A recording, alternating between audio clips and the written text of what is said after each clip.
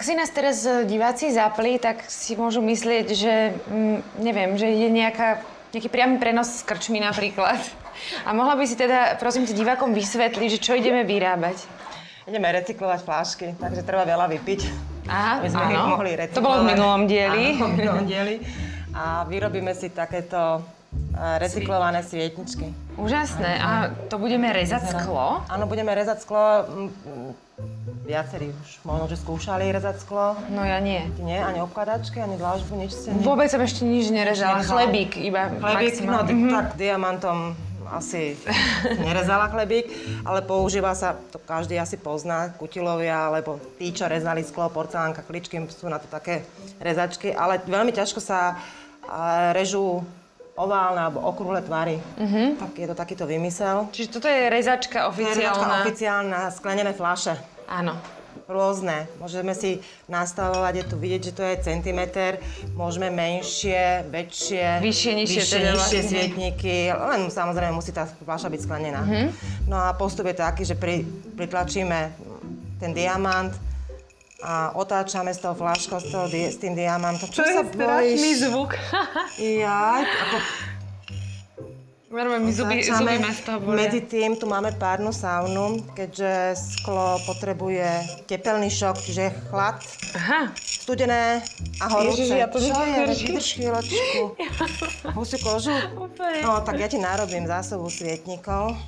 No a teraz zoberieme, máme horúcu vodu, môžeme trošku naskôr tú fľašku ochladiť, aby ten tepelný šok bol. Dobre, čiže toto je míska s ľadom pripravená. Míska s ľadom, áno. Alebo hrniec, hocičo. A teraz budeme namáčať pár sekúnd do studenej vody, pár sekúnd do tej našej párnej lázy. na to. To ma zaujíma. Áno, sem, chvíľočku, nech sa oteplí tá fľaška, potom zase a potom zrazu robí to, že puk. Aha. A ostane nám spodok. Keď sa to podarí urobiť, tak potom s tým musíme ešte niečo robiť? Alebo... Áno, je to sklo, tak potom brúsnym papierom. Alebo keď máme vrtačku a na to máme brúsny papier. Čiže môžem takto, áno, hej? Áno. Tak nič nehovorme.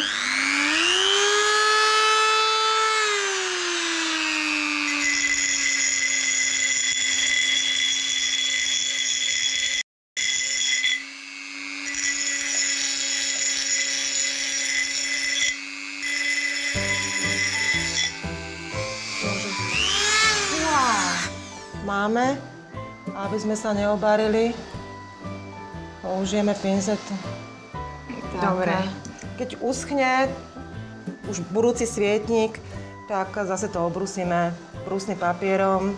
Čiže ako sme naznačili, tieto hrany ide o to, aby sme sa neporezali. Aby sme sa neporezali. Ono to potrebuje od spodu vzduch, aby tá sviečka horela, čiže to musí byť áno, takéto špeciálne nejaké podstavce, alebo dve nejaké doštičky, hocičo. Skrátka niečo, aby tam prúdilo. Áno, tam prúdilo vzduch. A to je vlastne všetko? To je všetko, no. Len treba mať nástroje, čiže ten diamant, nejaký ten stojan. Toto je diamant? Tu. Aha, ten reže, veď. No, dobre. Tak, ďakujeme veľmi pekne za tento nápad a tešíme sa, čo si pre nás pripravíš na budúce. A ja. Ja idem. Ahoj.